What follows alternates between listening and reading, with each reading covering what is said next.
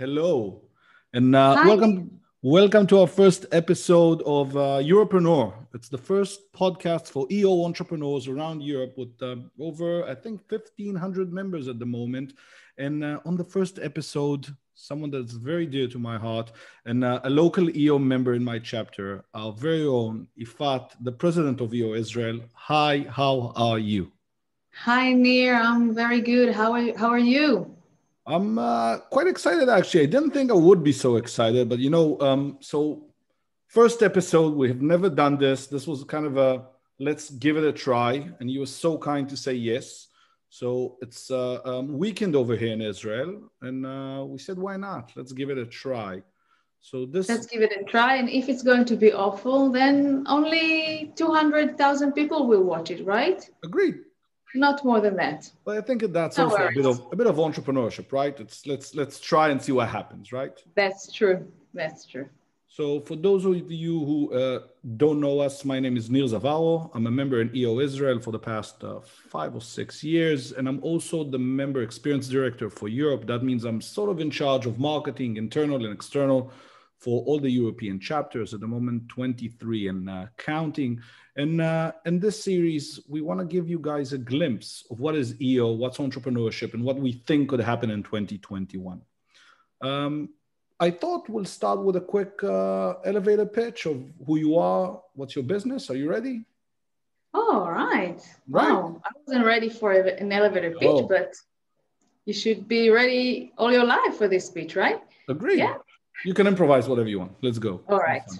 So, I co-own a training company, Magnet Leadership. We're based in Israel, but we work with corporates, organizations in just developing leadership skills and helping managers to be better at their role.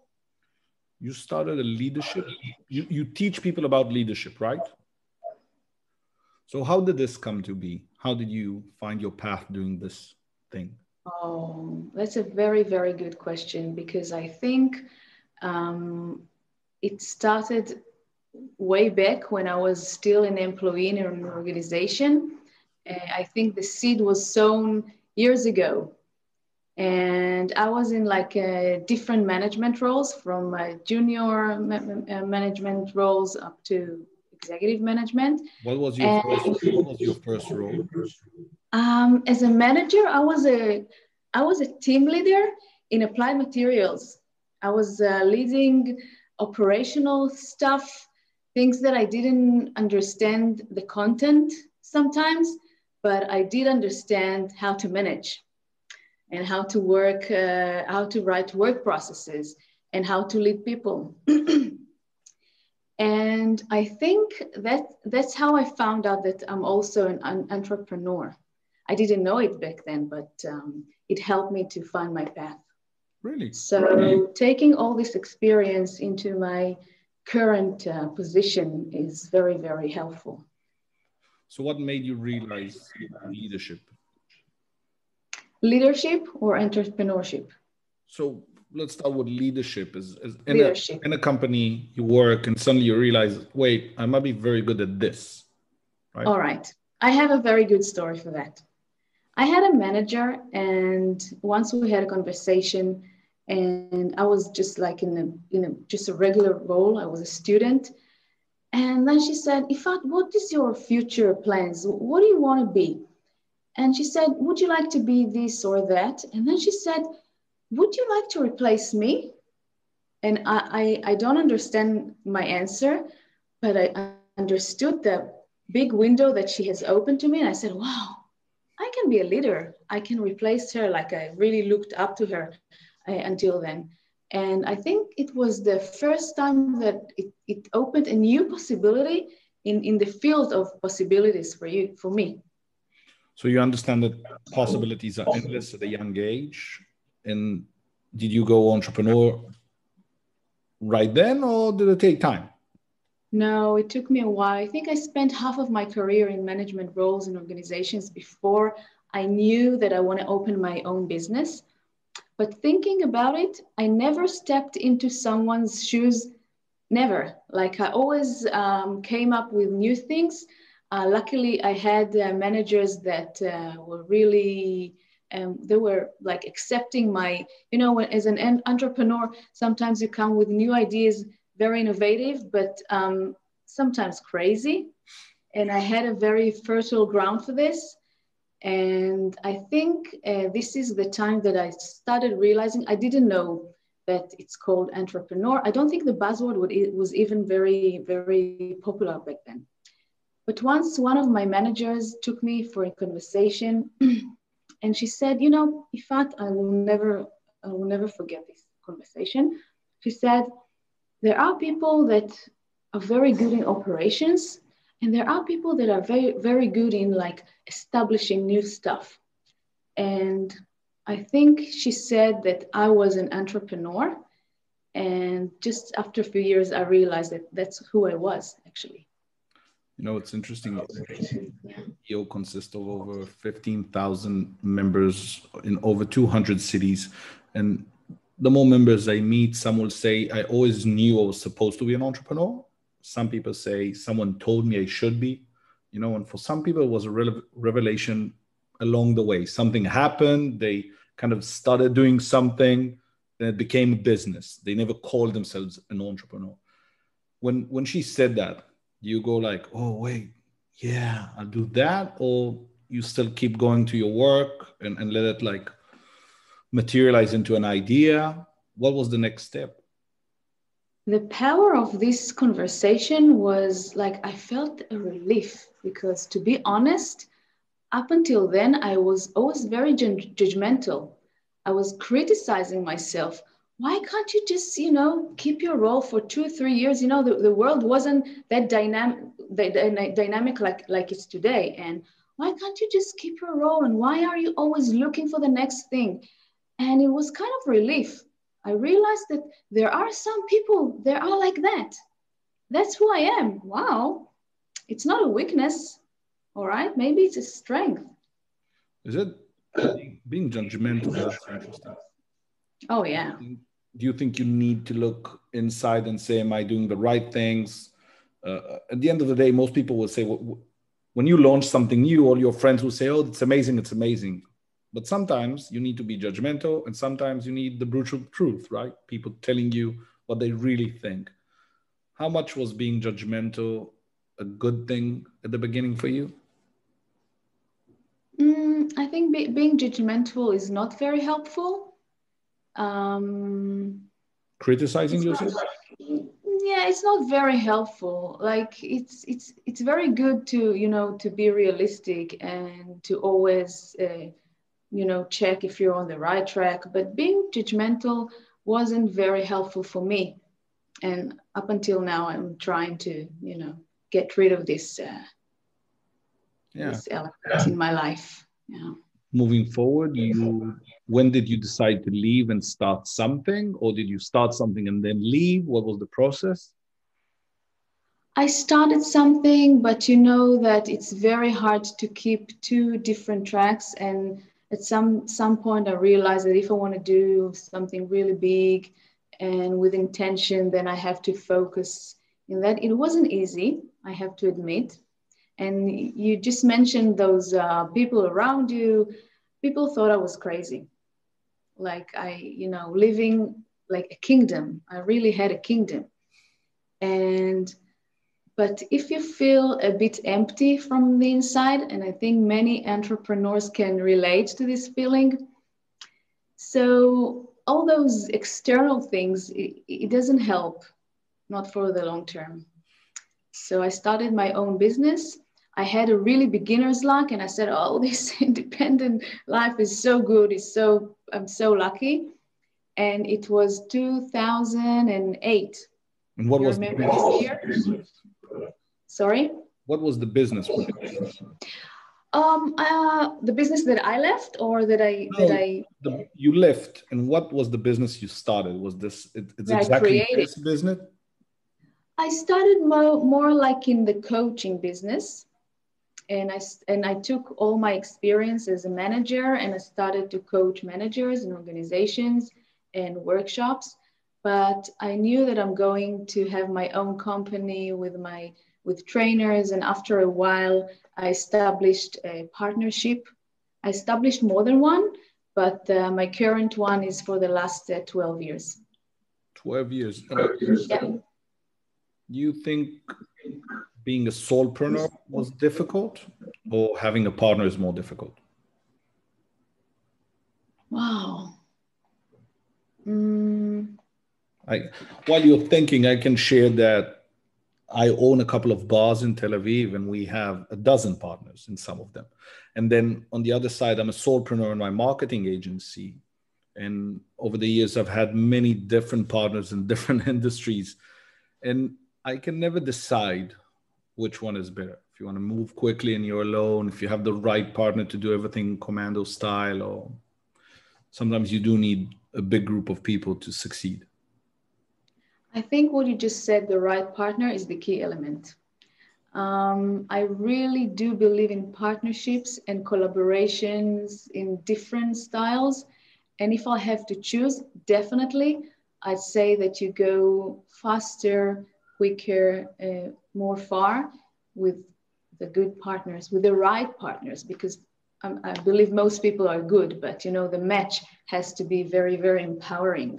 So this is the first time we're doing a show that's meant for the outside world and not just for us as EO members. So if I can ask for the young entrepreneurs that might be listening now or watching us, 2 or 3 tips when you looked at what could be the ideal partner. What worked for you? What were you looking for?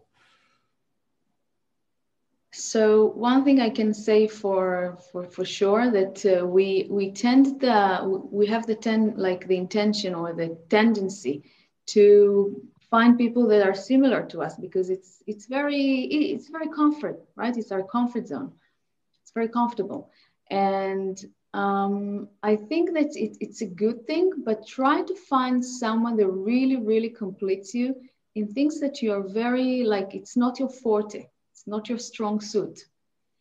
And in this space, something happens, only in this space. So this is one tip that I can share. And one more tip that I call it tough love. All right. You have to find someone that will tell you that when you're not good enough, but will have the same amount of faith in you and in your potential to be brilliant. I love it. Yeah. When you talk about tough love, I think in terms of EO, you can hear me. The sound is okay? I hear you beautifully. Okay, I can kind of overhear myself through you. Wow. Yeah. People are looking to overhear themselves through someone for years, and you just do it so easily. Wow. Yeah, no, Zoom has everything to do with it. You just mentioned tough love, and I think within EO, tough love has been a big factor for me on a personal level. I think that I remember a forum retreat we had a couple of years ago where a forum member said during tough love session, which there you can say anything. It might be hard, it might be painful, but it's someone telling you the right thing that you might need to hear now, and hoping that you will understand what they meant. And it wasn't in a bad way. It was really because they love you. And someone said, you're fat. Mm-hmm. And I looked at him and I was like, yeah, right. Yeah, I'm too fat. And I started to run the next week. And ended up running in Athens, which is a story I always tell with EO members, 100 EO members. We did the 10K marathon in Athens, which was a great experience. And to this day, I still run a couple of times a week because of what he told me. So I think it's interesting. And sometimes we have to remember that we need to say or give tough love to people that we care about, even if we might hurt them. But in your entrepreneurial way or your journey, you need people to be like that, right? So, if you believe in the intention, in the pure intention of the people, that they have your best interest at heart, it can work. So you open your business, found different partners, and then you found the right one? What did he have to bring into the partnership that you needed, in your opinion? Well, actually, I work with organizations, and every person that has a business that work with organizations understand the feeling that you start a conversation and then they say, oh, it sounds great. And then they want the same experience with the same businesses in the same industry, with the same amount of employees, etc. And I didn't have this great resume to offer. And my partner, for example, had. So this is one thing that we could create together. I brought my experience and he brought his experience, and it was different experience and it completed. So this is one practical thing that was really, really helpful. And I think when we facilitate together, when we do it usually with executive management, you can see that the style is similar in some cases, but it's very different. Like I like to go in depth, and I'm very courageous. And Sar is the more compassionate person. So whenever I cause damage, then he can fix it. And Would that come? Sort of, but you know, I always trust him that he has my back and I have his back, of course. You remember the first client? Yes. Yes. Want to share? Oh, he was a very, very unique person. And I think it was my first pitch, like, you know, sales pitch. And I was sitting in the office and I started talking. And after, I think 30 seconds, he said, Iffat, it's really full of details. Something like that. Like, I don't understand what you want to say. And I was like, all right. And I think he did me a big favor, you know, because I could drag this pitch to all the 100 other clients and never get any job. And just after a few minutes, he said, all right, you're the kind of person that I would like to do something with. And, you know, it wasn't based on anything that I was trying to express, not my experience, how good I am, how a good leader I am. Just like, you know, rapport, what is a rapport between people. It was amazing. And he gave me a few lessons. Yeah, it wasn't easy. He's not an easy person, but I'm really thankful today. Do you think, especially today, it's getting harder to meet people? There's less events, there's less places to go to, the serendipity meetings that create partnerships, long-term relationship in business and stuff like that. Do you think people need to be have more spunk? They need to be a bit more arrogant, or they need to be a bit more pushy? How do you think people now get that? You need that first yes, right? You have an idea, especially in services like yourself or mine. How do you think people can now get more clients? Nir, you have to remember that my business is based on meeting people. Like in the first few months, I had no business, okay? Imagine no workshops, no gatherings, no conferences. I used to meet people in small groups, in large groups, hundreds of people. And so this is one thing that happened to people that their service is face-to-face.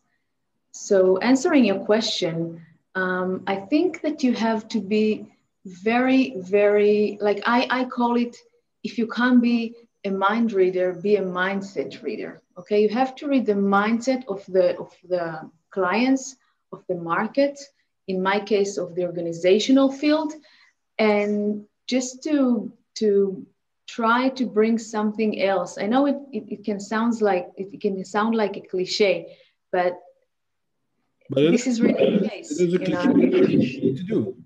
Yeah. So March 2020, we go into quarantine, the world goes crazy.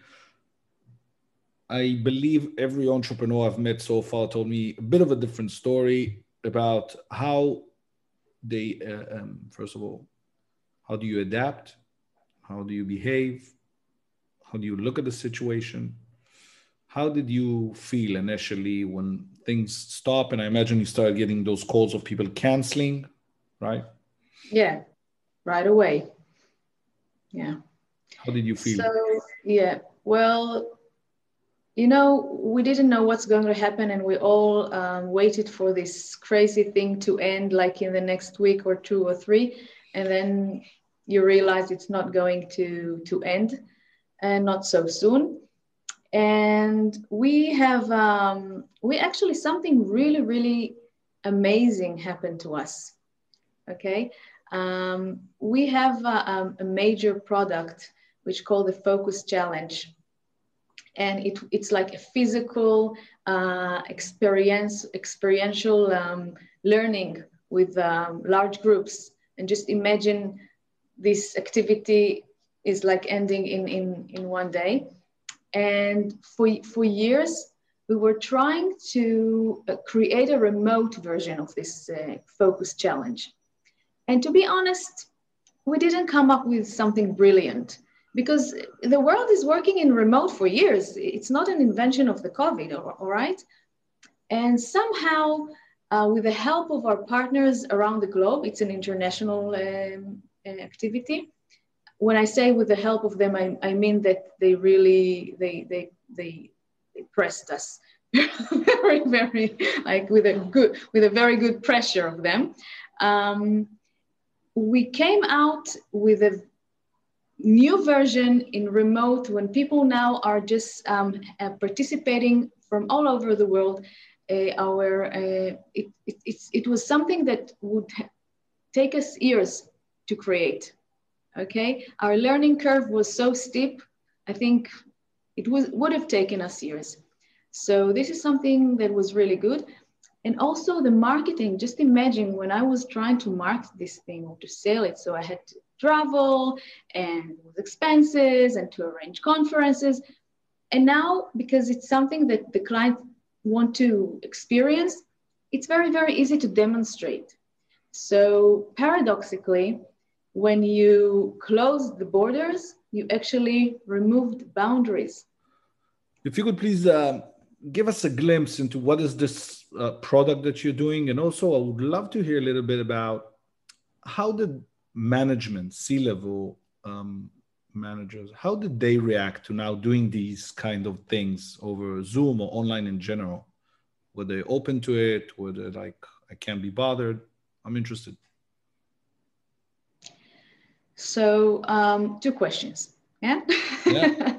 I couldn't hold it. Well, I will answer the second one because I think it can be a bit shorter. I think the mindset had changed dramatically. Okay, things that you couldn't even imagine that you would do in the past, you just do it, and it looks very, very normal. And people have the space to accept things that they couldn't accept in the past. So it is what it is. This is the answer. They got it, and sorry? They had to adapt. Well, it's a different reality. The organizations really need this new concept. They need this new format. People are sitting at home around the globe. What can they do? They need something to replace. Like, they cannot stop developing the managers. It wouldn't be a clever thing to do, okay? So what's the Focus Challenge about? The Focus Challenge is about dealing with areas in the organization or within the organization, like managerial issues, organizational issues, in a different way, a way that bypasses your logical thinking that you experience. Imagine a group of 20, 30, 100. It doesn't matter. The number is not an issue because it's supported and managed via a technological system. But imagine those people, let's talk about the virtual version, sitting in their home, in their office, wherever, and now dividing into teams.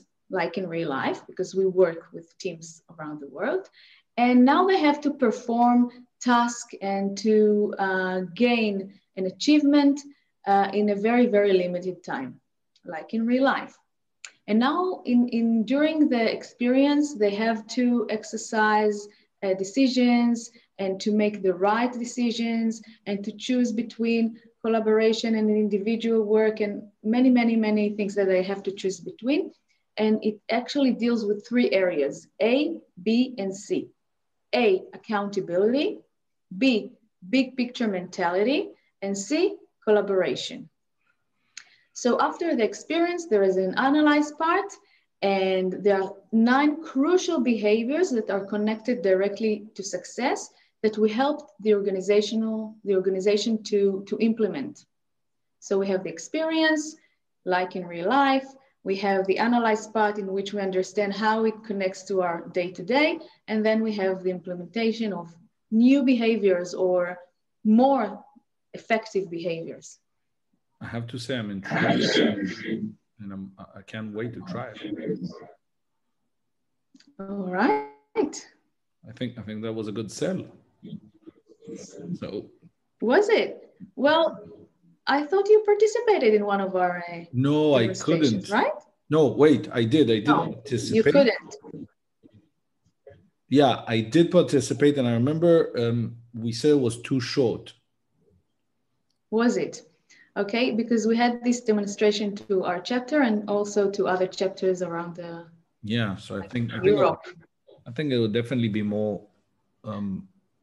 I would love to have a longer session and definitely kind of get the vibe. I think that was a nice glimpse of the potential. Mm-hmm. But when you tell it like this right now, I think it feels more productive doing a longer session. And tell me, so if we're talking about the EO chapter and we're trying to meet in person here and there when we can, and 2020 was definitely an interesting year, and we spoke about March. We're trying to figure out how businesses went to a completely different direction than what you thought it might go.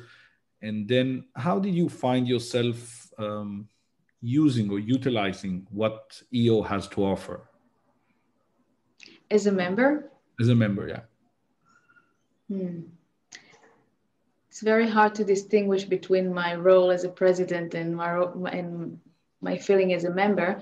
I think the strength of the EO organization is being a part of an amazing global organization that really offers you a lot, but you have sometimes to make it more accessible to the other people, and that's what I'm trying to do as a member, to understand what is the benefit, what is the benefit that I can use out of this really great range, and as a president to make this value more accessible to the people, to the members.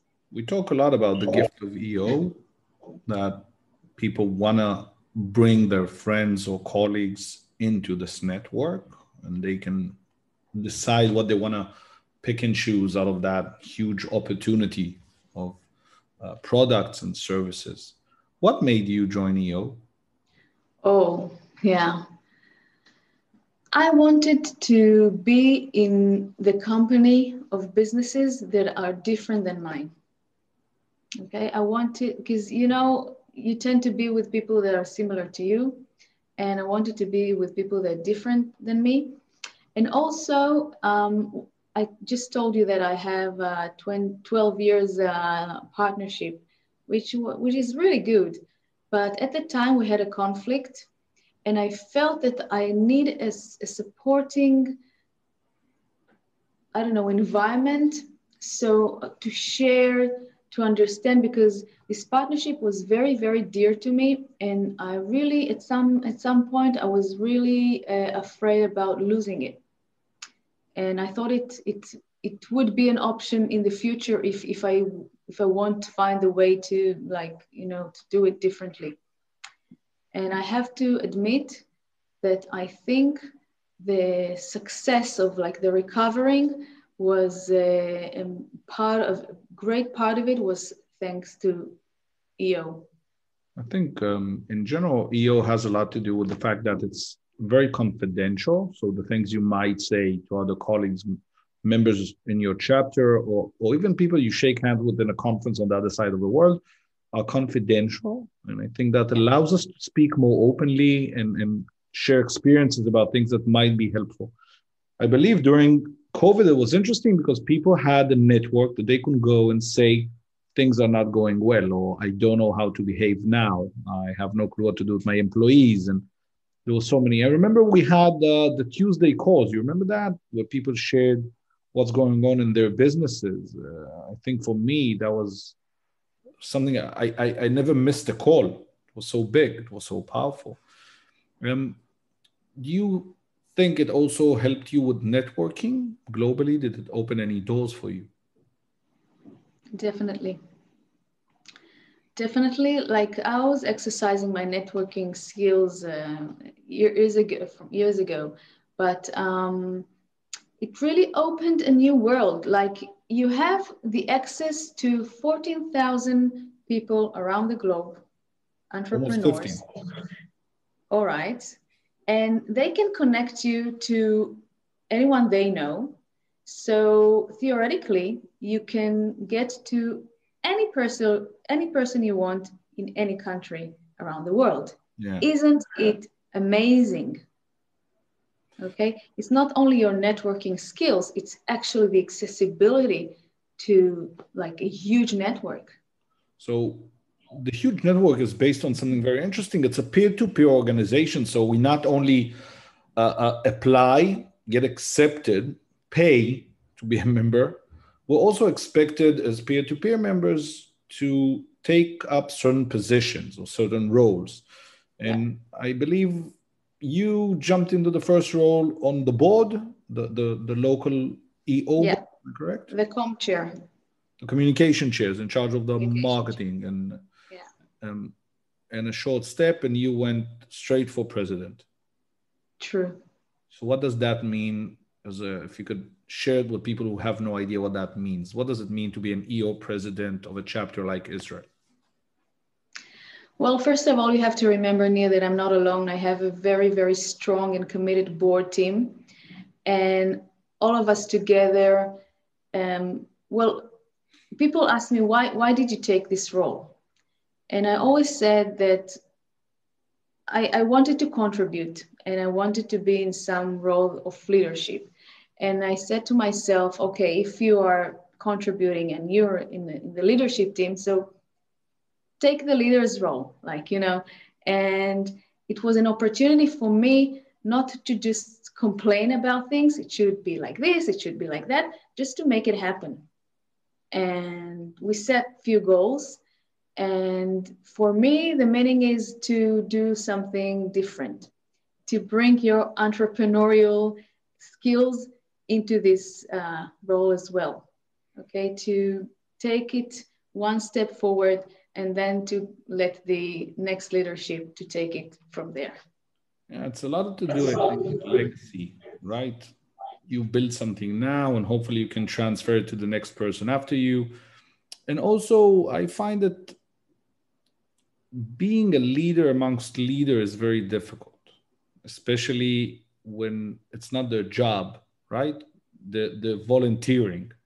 So you need to assemble a great team. Everybody needs to be committed to some sort of a cause, right? And to work together, even though they're not getting paid. And it's about doing something bigger. And I think that's also a very unique thing with NEO that you cannot do in any other place.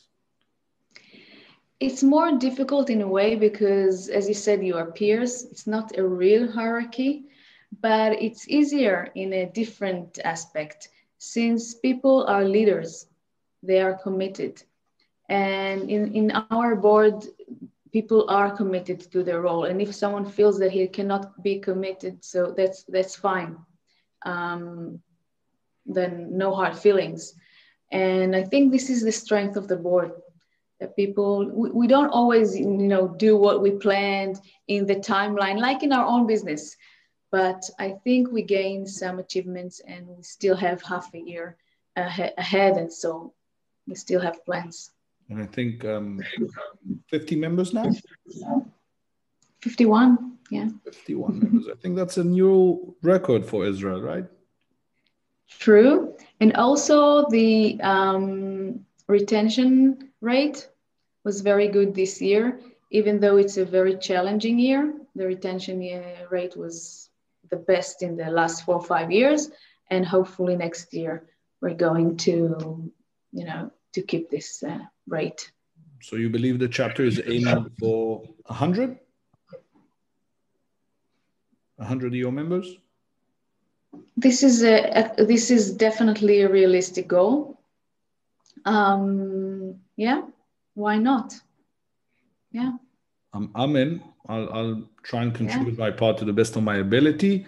And it's not only about the number, Nir, because it's about attracting the right businesses, the businesses that you want to be around. So it's not that easy.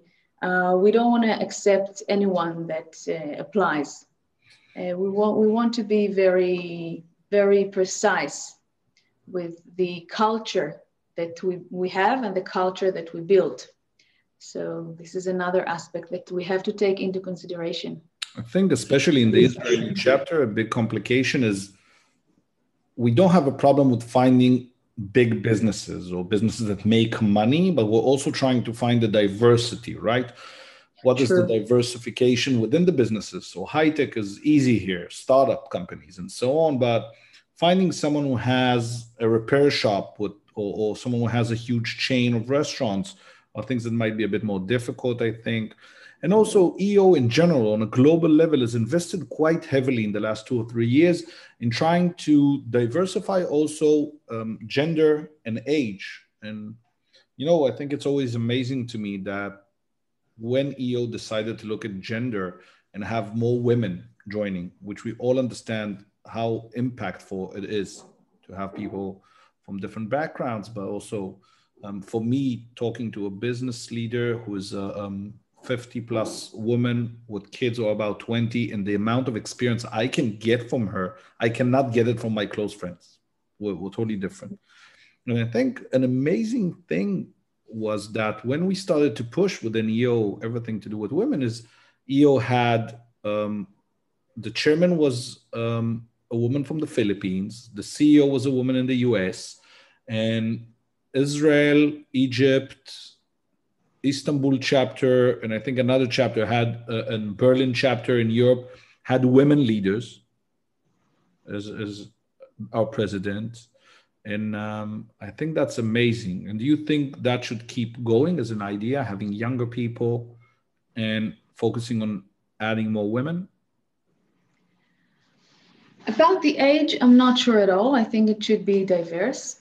And regarding the gender, I can tell you from the forum's experience in our chapter that when there is a woman, 2 or 3 in the forum, people testify that it really, really gives a new energy. So I think this energy is very, very needed. Yeah. It sometimes changes even the culture of the forum. Okay. Definitely changes the culture of a forum. And I think it also, when you look at a forum, we discuss everything. So business, personal, intimate things, and so on. So I think getting shared experience from as many different people is very crucial for success. And I completely agree with you. Are you going for another year as a president? I still don't know. I'll take that as a yes. I honestly think that if you want to be highly motivated, then 1 year is good. And there are other considerations as well. It actually depends somewhat in the board members, because there is a pressure like go for another year, but if people are committed, so I expect maybe from them to join me for another year, and then maybe, but I'm not sure yet. Ask me in 2 months, because until then I have to decide. I have no choice. Then I hope you decide to take another year. I do believe that, especially in organizations like this, 1 year is sometimes just not enough until you kind of grasp the concept or understand. And then the chance to implement a strategy for the next coming year could be amazing. I wish you all the best. Any last words before we finish this amazing episode? Thank you for the opportunity. I think it's very challenging year in EO, like I believe around the world, like around the globe. But I think there are a lot of new opportunities for connectivity. And I think, like, for instance, we are planning a joint event with a chapter that Israel doesn't even have diplomatic connections with. It's something you couldn't even imagine a year ago. So there are many, many opportunities, and people are testifying in our chapter that they feel more connected than ever. So I agree. So I'll leave you with that if you're a young entrepreneur, definitely this is the year. I think there's so much opportunity and different things you can try and things you never imagined that could happen this year. Everything is possible. Iffat, thank you so much for being here. I wish you all the best, and I hope. Thank you for inviting me. Thank you so much, Nir. It was my pleasure. I'll see you soon. See you.